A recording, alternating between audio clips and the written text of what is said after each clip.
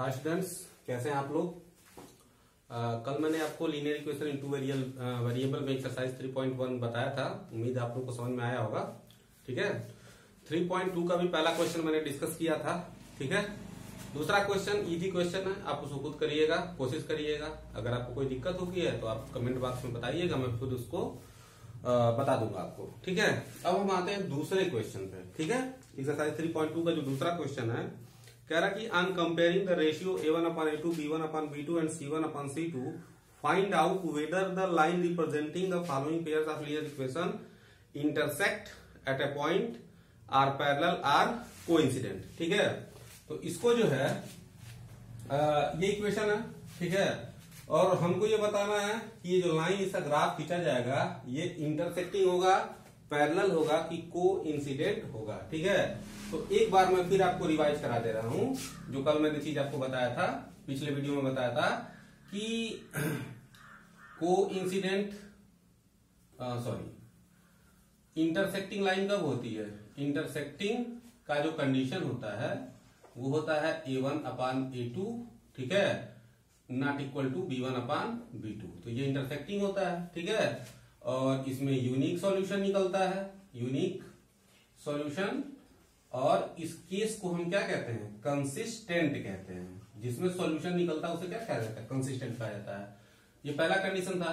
दूसरा कंडीशन क्या था, a1/a2 equal to b1/b2 equal to c1/c2। ठीक है, इस केस में क्या होता है, को इनसाइड लाइन मिलती है। क्या मिलती है, को इनसाइड लाइंस और इनफाइनाइटली मेनी सॉल्यूशन। आपने ग्राफ खींचा होगा इसका, ठीक है, उसमें जो है दोनों लाइन एक ही पे कोइंसाइड करती है, इनफाइनाइटली मेनी सॉल्यूशन। और तीसरा क्या था, तीसरा वाला जो था a1/a2 equal to b1/b2 not equal to c1/c2।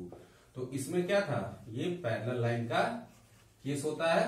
ठीक है, और पैरेलल लाइन में क्या होगा, नो सॉल्यूशन, कोई भी सॉल्यूशन नहीं मिलेगा। और जब कोई सॉल्यूशन नहीं मिलेगा तो इस केस को क्या कहा जाता है, इनकंसिस्टेंट कहा जाता है। इसमें सॉल्यूशन नहीं निकलता उसे हम क्या बोलते हैं, इनकंसिस्टेंट बोलते हैं। ठीक है, तो इसमें इनफाइनाइटली मेनी सॉल्यूशन होते हैं, तो ये भी क्या है, कंसिस्टेंट ही है। ठीक है, तो हम आते हैं। ठीक है, अभी दोनों इक्वेशन है, इन दोनों इक्वेशन हमको बताना है कि ये इंटरसेक्टिंग होगा, पैरेलल होगा कि को इंसिडेंट होगा। तो पहले इक्वेशन को देखते हैं, फ्रॉम इक्वेशन 1। ठीक है, इक्वेशन 1। ठीक है, इक्वेशन 1 को हम देखते हैं। तो पहले इसका कंपेरिजन करेंगे। देखिए a1 इक्वल टू क्या हो जाएगा, 5 हो जाएगा, b1 equal to a1 equal to 5, b1 equal to -4 और c1 इक्वल टू 8। ठीक है, a1 b1 7 मैंने आपको बताया था ना, याद होगा आपको। और दूसरा इक्वेशन में फ्रॉम 2, दूसरा इक्वेशन क्या है ये, a2 इक्वल टू, a2 का वैल्यू 7, b2 इक्वल टू कितना है 6 और c2 का वैल्यू कितना है -9। ठीक है, तो अब a1/a2 निकालते हैं, कितना होगा 5/7। ठीक है, क्योंकि a1 का वैल्यू 5 और a2 का वैल्यू 7। ठीक है, और उसके बाद b1/b2 निकालते हैं, तो ये हो गया -4/6। ठीक है, ये होगा 2 2 4, 2 3 6, तो कितना हुआ -2/3। ठीक है, अब इसके आगे हमें कुछ सोचने की जरूरत नहीं है। देखिए यहां पे क्या होगा, लिख देंगे here a1/a2 not equal to b1/b2। देखिए आप a1/a2 का वैल्यू हमने निकाला, कितना आया 5/7 आया, और b1/b2 का वैल्यू कितना आया है -2/3 आया। ये दोनों बराबर नहीं है, तो जब दोनों बराबर नहीं है तो क्या होता है, यूनिक सॉल्यूशन कंसिस्टेंट होगा। और क्या होता है, इंटरसेक्टिंग लाइन, कैसी लाइन, इंटरसेक्टिंग। ये मैं पहले आपको बता चुका हूं पिछले वीडियो में। ठीक है, तो यहां पे हम क्या लिख देंगे, इंटरसेक्टिंग लाइंस। ठीक है, तो कोई नया प्रोसेस नहीं है, ये सिंपल सा प्रोसेस है। तो इसमें बाकी 2 क्वेश्चन और दिए हुए हैं, तो आप ऐसे निकाल दीजिएगा कंडीशन। ठीक है, देख लीजिएगा क्या है, अगर इसके अकॉर्डिंग, ठीक है, उसके बाद क्या करेंगे, आप आंसर दे सकते हैं। ठीक है, तो इसका दूसरा और तीसरा पार्ट जो है आप सब खुद कर सकते हैं। तीसरा क्वेश्चन क्या कह रहा है, बात है हम क्वेश्चन नंबर 3 पे। ठीक है, एक्सरसाइज की क्वेश्चन नंबर 3 पर आते हैं। ठीक है, On comparing the ratio a1/a2, b1/b2 and c1/c2, find out whether the following pair of linear equation are consistent or inconsistent। देखिए तीसरा वाला क्वेश्चन जो है ये दूसरा वाला ही क्वेश्चन है, बस क्वेश्चन की लैंग्वेज को थोड़ा सा इसमें बदल दिया है। जैसे पहले वाले में क्या कहा, आपको बताना है कि पैरेलल था,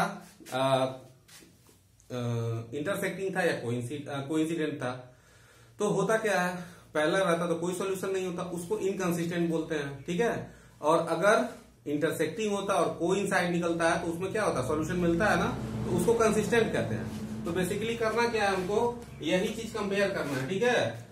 अगर ये दोनों केस आया, पहला और दूसरा, तो क्या होगा, कंसिस्टेंट होगा। और अगर पैरेलल वाला कंडीशन आ जाएगा तो क्या हो जाएगा, इनकंसिस्टेंट हो जाएगा, ठीक है। तो इसको भी आप कर सकते हैं, बट एक क्वेश्चन में डिस्कस कर दे रहा हूं उसमें, ठीक है। अब जैसे इसमें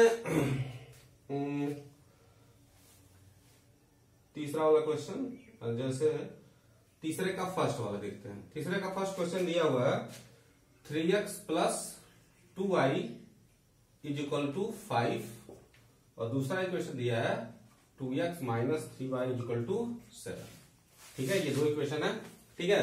इसको मैं इसलिए बता रहा हूं कि देखिए ये इक्वेशन जो है, जो स्टैंडर्ड फॉर्म मैंने बताया था, linear equation of two variable का स्टैंडर्ड फॉर्म क्या होता है, ax + by + c = 0। और जो पेयर होता है उसे हम क्या लेते हैं, a1x + b1y + c1 = 0 और फिर a2x + b2y + c2 = 0। ये जब पेयर लिया जाता है तो उसका स्टैंडर्ड फॉर्म होता है, और ये अगर सिंगल इक्वेशन है तो क्या है, उसका स्टैंडर्ड फॉर्म है। बात समझ में आया। तो स्टैंडर्ड फॉर्म में नहीं है तो पहले हमें क्या करना पड़ेगा, इसको स्टैंडर्ड फॉर्म में कन्वर्ट करना पड़ेगा, ठीक है। ये आपका फर्स्ट इक्वेशन है और ये क्या है, सेकंड, ठीक है। तो हम पहले इक्वेशन पे आते हैं, फ्रॉम 1, ठीक है। क्या हो जाएगा, 3x + 2y, ठीक है, = 5, ठीक है। तो ये हो गया 3x + 2y + 5 इधर आएगा तो क्या हो जाएगा, -5 = 0, ठीक है। तो अगर हम इससे कंपेयर करें, देखिए a1 का वैल्यू कितना हो जाएगा, 3, b1 का वैल्यू 2 और c1 का वैल्यू -5, ठीक है। और दूसरे इक्वेशन से देखें, फ्रॉम 2, दूसरा वाला इक्वेशन देखिए, यह है 2x - 3y = 7 है, +7 इधर आएगा तो क्या हो जाएगा, -7 = 0, ठीक है। तो अब इसको कंपैरिजन करेंगे तो a2 का वैल्यू कितना हो जाएगा, 2, b2 का वैल्यू -3 और c2 का वैल्यू -7, ठीक है। तो अब हम निकालते हैं क्या, a1/a2, ठीक है। a1/a2, a1 का वैल्यू 3, a2 का वैल्यू 2, तो a1/a2 क्या हो गया, 3/2 हो गया, ठीक है। उसके बाद निकालते हैं b1/b2, तो b1 का वैल्यू कितना है, 2 और b2 का वैल्यू कितना है, -3, हाँ ठीक है, b1 का वैल्यू 2 और b2 का वैल्यू दूसरे वाले क्वेश्चन में हाँ -3, ठीक है। तो 2/-3। अब यहां से देखिए, अब ये चीज क्लियर है ना, ये दोनों बराबर नहीं हो रहा है, ठीक है। लेकिन देखिए a1/a2 ≠ b1/b2, ठीक है। तो अगर a1/a2 ≠ b1/b2 तो क्या होता है, ये कंडीशन किसका होता है, ये कंसिस्टेंट का कंडीशन होता है, ठीक है। इसमें इंटरसेक्टिंग लाइन मिलती है, यूनिक सॉल्यूशन मिलता है। तो मैंने आपको क्या बताया, जिसमें सॉल्यूशन निकलेगा वो कंसिस्टेंट होगा। तो इसमें सॉल्यूशन निकलेगा ना, तो इसको हम क्या लिख देंगे, कंसिस्टेंट लिख देंगे, ठीक है। This is consistent. बस इतना ही करना था आपको, इसमें कोई सॉल्यूशन आपको नहीं निकालना है, ठीक है। तो इसमें जो भी जो बाकी क्वेश्चन दिए हुए हैं आपको, आप उसको करिएगा, ठीक है, हो जाएंगे। बाकी एक बार मैं फिर से रिपीट कर दे रहा हूं, ये दोनों कंडीशन अगर आया ठीक तो कंसिस्टेंट होगा, ठीक है, क्योंकि इन दोनों में सॉल्यूशन निकलता है, unique solution, infinitely many solution. ये वाला कंडीशन आया तो क्या हो जाएगा, इनकंसिस्टेंट हो जाएगा, इसमें कोई भी सॉल्यूशन नहीं निकलता है, ठीक है। समझ में आ गया होगा आपको, ठीक है। तो इसके बाद वीडियो पास करके आप लोग इसको नोट कर लीजिए। अब आते हैं हम नेक्स्ट क्वेश्चन पे, क्वेश्चन नंबर 4, ठीक है। अब देखिए क्वेश्चन नंबर 4 कह रहा है कि which of the following pair of linear equation are consistent और inconsistent, if consistent obtain the solution graphically, ठीक है। इसमें कुछ क्वेश्चन दिया, 4 पार्ट दिया हुआ। इस क्वेश्चन में ये कह रहा है कि इसमें कौन सा, ठीक है, कंडीशन क्या होगा। आपको पहले पता ये करना कि कौन सा कंडीशन कंसिस्टेंट होगा, कौन सा इनकंसिस्टेंट होगा। तो जिसमें सॉल्यूशन निकलेगा कंसिस्टेंट होगा, जिसमें नहीं निकलेगा वो इनकंसिस्टेंट होगा। और अगर कंसिस्टेंट होता है तो उसका सॉल्यूशन आप ग्राफिकली निकालिए। ठीक है, तो पहला क्वेश्चन है, जो इक्वेशन इसमें दिया हुआ है, दो इक्वेशन दिए हुए हैं, x plus Y equal to 5, 2x plus 2y equal to 10। ठीक है, तो ये आपका इक्वेशन 1 हुआ और ये दूसरा इक्वेशन क्या हुआ, 2 हुआ। ठीक है, अब इन दोनों को हम क्या करते हैं, चेक करते हैं कि पहले ये कंसिस्टेंट है कि नहीं है। तो देखिए, अब जो स्टैंडर्ड फॉर्म होता है ax plus by plus c equal to 0, उस फॉर्म में तो ये है नहीं, तो पहले हमें क्या करना पड़ेगा, पहले हमें इसको स्टैंडर्ड फॉर्म में कन्वर्ट करना पड़ेगा। ठीक है, तो हम लिखते हैं फ्रॉम इक्वेशन 1। ठीक है, तो पहले इक्वेशन को चेक करते हैं, ये क्या है, x plus Y equal to 5। ठीक है, दिस इंप्लाइज दैट, अब प्लस 5 को इधर लाएंगे तो क्या हो जाएगा, x plus Y minus 5 equal to 0 हुआ। ठीक है, अब इसको आप जो है a1x plus b1y plus c1 equal to 0 से कंपेरिजन कर लीजिए, तो a1 की वैल्यू कितनी हो जाएगी, अब यहाँ पे कुछ नहीं है तो मैंने आपको क्या बताया था, 1 लिखते हैं, b1 कुछ नहीं है तो क्या लिखेंगे, 1 लिखेंगे, c1 क्या हो गया, -5 हो गया। ठीक है, दूसरे इक्वेशन पे आते हैं, फ्रॉम इक्वेशन 2। ठीक है, दूसरा इक्वेशन देखते हैं, दूसरा इक्वेशन क्या है, 2x प्लस 2y। अब आप देखिएगा ये प्लस 10 है, इसको इधर लाएंगे तो क्या हो जाएगा, -10 इक्वल टू 0। ठीक है, अब जो दूसरा इक्वेशन होता है उससे कंपेरिजन करते हैं, a2x plus b2y plus c2 equal to 0, तो a2 equal to 2, b2 equal to 2 और c2 इक्वल टू -10। ठीक है, अब निकालते हैं, देखिए a1 अपान a2 क्या हो जाएगा, 1 अपान 2, b1 अपान b2, b1 की वैल्यू 1 है, b2 का वैल्यू 2 है, c1 अपान c2, c1 का वैल्यू कितना है, -5, c2 का वैल्यू -10, तो कितना हो जाएगा, 1 अपान 2। अब यहाँ पे क्या हो रहा है, देखिए here a1 upon a2, b1 upon b2 is equal to c1 upon c2, और ये सारी वैल्यू कितनी आ रही है, 1 अपान 2। ठीक है, अब आप बताओ, खुद बताओ, मन में जयकारा लगा के बताओ, ये कौन सा कंडीशन है, ये कोइंसाइड लाइन का है, इसमें इनफाइनाइटली मेनी सॉल्यूशन मिलते हैं और इसमें क्या होगा, कंसिस्टेंट होगा। ठीक है, क्योंकि इसमें सॉल्यूशन निकलता है भले ही वो इनफाइनाइट हो। ठीक है, तो क्या होगा, इनफाइनाइटली मेनी सॉल्यूशन।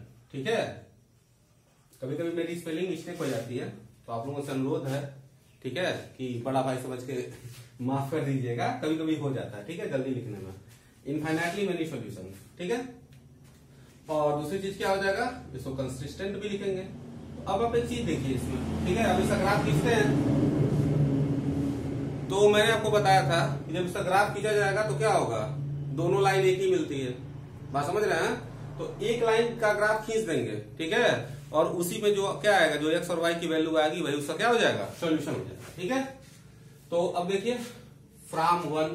ठीक है, अब निकालते हैं ग्राफ खींचने के लिए, फ्रॉम 1। तो पहला इक्वेशन क्या था, x plus Y is equal to 5। ठीक है, तो y इज इक्वल टू क्या हो जाएगा, प्लस x इधर लाएंगे तो क्या हो जाएगा, -x, 5 माइनस x हो गया। ठीक है, अब इसमें हम एक टेबल बना देते हैं। ठीक है, टेबल बना देते हैं, x का वैल्यू नोट रखते हैं और y का वैल्यू इसमें क्या करते हैं, पुट कर देते हैं। ठीक है, तो x का वैल्यू 0 रखिए, y का वैल्यू कितना होगा, 5। देखिए यहाँ पे 0 रखेंगे तो 5 में 0 जाएगा, कितना हो जाएगा, 5। x का वैल्यू 1 रखेंगे, y का वैल्यू 5 माइनस 1 कितना हो जाएगा, 4। x का वैल्यू 2 रखेंगे, 5 में से 2 जाएगा 3, 3 रखेंगे तो 2 हो जाएगा, 4 रखेंगे तो 1 हो जाएगा, 5 रखेंगे तो 0 हो जाएगा। इतना बहुत है। ठीक है, पहले इक्वेशन से हो गया, और दूसरा इक्वेशन पे आते हैं, फ्रॉम 2। ठीक है, दूसरा इक्वेशन क्या था, 2x plus 2y is equal to 10। ठीक है, this implies that 2y is equal to क्या हो जाएगा, 10 माइनस 2x। ठीक है, तो y इज इक्वल टू क्या हो जाएगा, 10 माइनस 2x डिवाइडेड बाई 2। ठीक है, अब देखिए ऊपर से अगर 2 कॉमन आप लेंगे तो क्या बचेगा, 5 माइनस x बचेगा डिवाइडेड बाई 2। देखिए 2 अगर कॉमन लेंगे, 2 5 जा 10, और ये क्या हो गया, x 2 से 2 कैंसिल, ये कितना हो जाएगा, 5 माइनस x। ठीक है, तो घुमा फिरा के देखिए फिर वही आया, जो पहला वाला इक्वेशन था वही आया ना यहाँ पे। ठीक है, तो इसका भी अगर आप टेबल बनाओगे, ठीक है, अगर आप इसका भी टेबल आप क्या करते हो, बनाते हो, ये x हो गया और ये y हो गया, तो x का वैल्यू 0 रखोगे तो y इक्वल टू क्या होगा, 5, 1 रखोगे तो 4, 2 रखोगे तो 3, 3 रखोगे तो 2, 4 रखोगे तो 1 और 5 रखोगे तो 0। ठीक है, बात समझ में आया। अब क्या करेंगे, अब दोनों का ग्राफ खींचेंगे तो सेम पॉइंट्स ही तो आ रहे हैं। ठीक है, तो क्या होगा, हमको केवल एक ही ग्राफ खींचने की जरूरत पड़ेगी। तो हम क्या करते हैं, ग्राफ बनाते हैं। ठीक है, X O Y Y dash X dash, ये हमने एक्सिस को बना दिया। ठीक है, ये ओरिजिन हो गया 1 2 3 4 5। ठीक है, और क्या हो गया 1 2 3 4 और ये 5। ठीक है, ज्यादा कुछ करने की निगेटिव में कोई वैल्यू हमने लिया ही नहीं है, तो निगेटिव लिखने की जरूरत नहीं है। चाहे तो आप लिख सकते हैं, कोई दिक्कत नहीं। ठीक है, 0 पे 5, 1 पे 4, ठीक है, 2 पे 3, ठीक है, 3 पे 2, 4 पे 1 और 5 पे 0। ठीक है, अब इसको हमने क्या कर दिया, खींच दिया। ठीक है, तो अब ये क्या हो जाएगा, x plus Y equal to 5। ठीक है, और इसका भी खींचेंगे तब भी यही आएगा, तो इसको ये भी लिख सकते हैं हम क्या, 2x plus 2y equal to 10। ठीक है, तो इसमें सॉल्यूशन क्या होगा, इसमें जो हम लिख देंगे इनफाइनाइटली मेनी सॉल्यूशन। ठीक है, क्योंकि इसमें हम एक सॉल्यूशन नहीं लिख सकते हैं। ठीक है, ये सब सॉल्यूशन है, ये जो 0 पे 5 है, 1 पे 4, 2 पे 3, 3 पे 2, 4 पे 1, 5 पे 0, ये सब क्या है, इसके सॉल्यूशन है। ठीक है, आप 6 रखोगे तो -1 आ जाएगा, 7 रखोगे तो क्या होगा, -2 आ जाएगा। ठीक है, 8 रखोगे तो क्या होगा, -3। तो आप x के इनफाइनाइट वैल्यू रखोगे तो y के इनफाइनाइट वैल्यू आएंगे। ठीक है, बात समझ में आ गया। तो ये क्वेश्चन हो गया। ठीक है, अब आप इसको वीडियो पॉज करके नोट कर लीजिए। अब आते हैं हम सेकंड क्वेश्चन पे। ठीक है, देखिए सेकंड क्वेश्चन में दिया हुआ है इक्वेशन कि x minus Y equal to 8 पहला इक्वेशन है, और दूसरा equation 3x minus 3y equal to 16। ठीक है, तो पहला काम हमने दोनों इक्वेशन को स्टैंडर्ड फॉर्म में करना है। +8 को इधर लाया तो क्या हुआ, -8, +16 को इधर लाया तो क्या हुआ, -16। ये दोनों इक्वेशन स्टैंडर्ड फॉर्म में हो गया। अब हम डायरेक्टली लिख सकते हैं कि a1 और a1 b1 c1 और a2 b2 और c2 की वैल्यू क्या होगी। तो देखिए a1 की इक्वल टू क्या हो जाएगा 1, b1 equal to -1, c1 equal to -8, a2 equal to 3, b2 equal to -3 और c2 इक्वल टू -16। ठीक है, अब हमने निकाला a1 अपान a2, तो a1 कितना 1, a2 कितना 3, 1 अपान 3।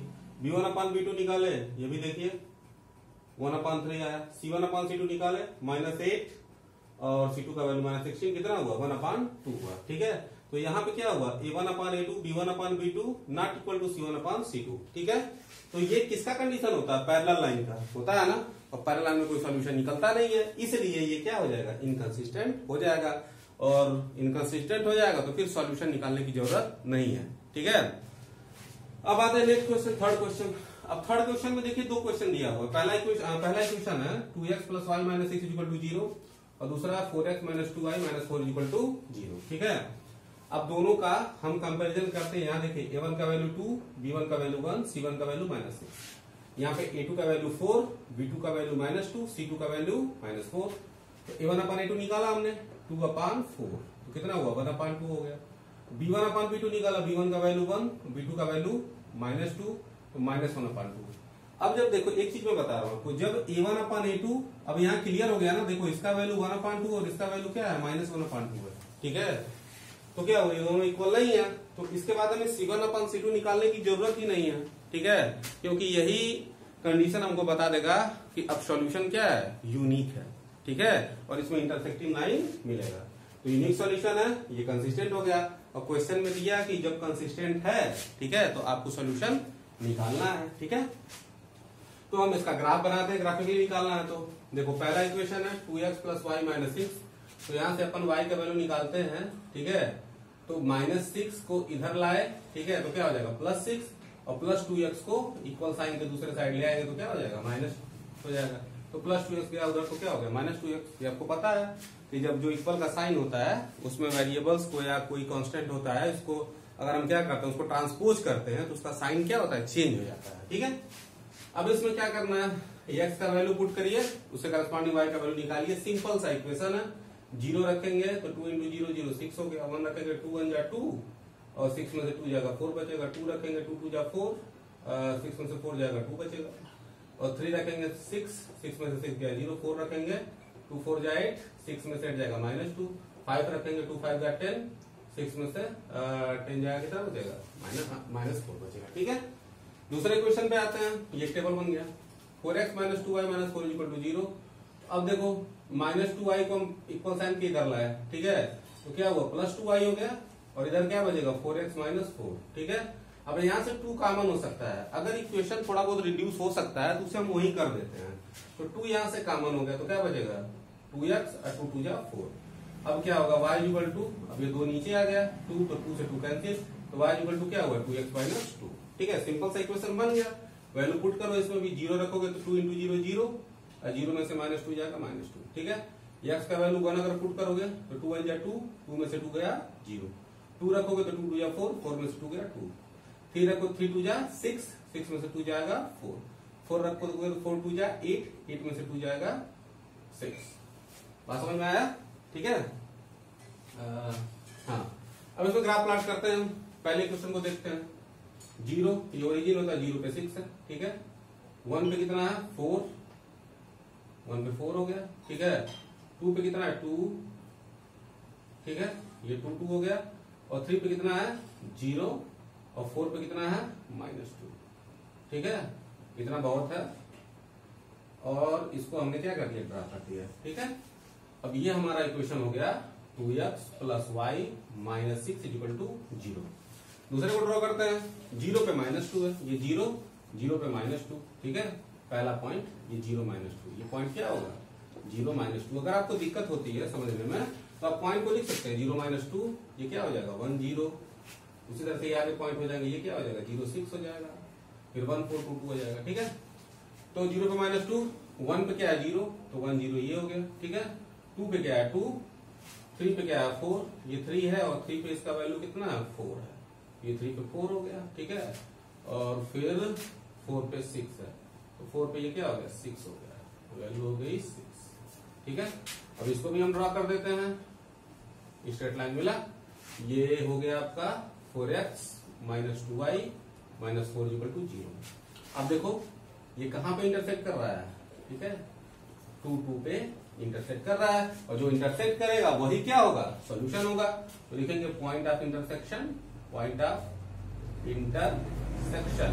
ठीक है, दिस इज 2 2, सो सॉल्यूशन भी यही हो जाएगा। तो x = 2, y = 2, this is the solution. ठीक है, आपको समझ में आ गया होगा। पाँच करके इसको नोट कर लीजिए।